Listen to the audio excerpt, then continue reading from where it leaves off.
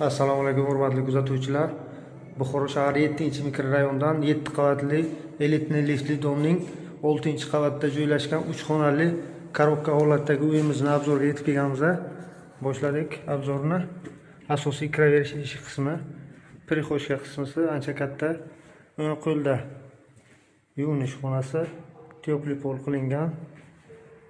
Mana tepli pol, bu hojatxonasi, to'g'rida bolalar yotoqxonasi. Uyimizni 80% deyarli ishlar bo'lgan. Uy egalari o'zlari uchun ta'mirlaganlar, ta'mirlashga harakat qilganlar. Ochiq balkon.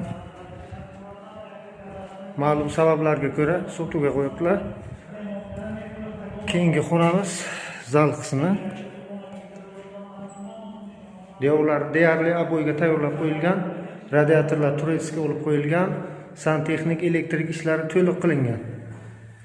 Eshik derazalari o'rnatilgan. Ikkinchi ochiq balkonimiz. Kvartiramizning umumiy maydoni 92 metr kvadrat maydonga ega. 3 xonali. Keyingi xonamiz oshxonasi. Mana oshxona ham ajoyib holatda, turetskiy nimalar o'rnatilgan, kotellar, aristonlar olib qo'yilgan, batareyalar, radiatorlar olib qo'yilgan.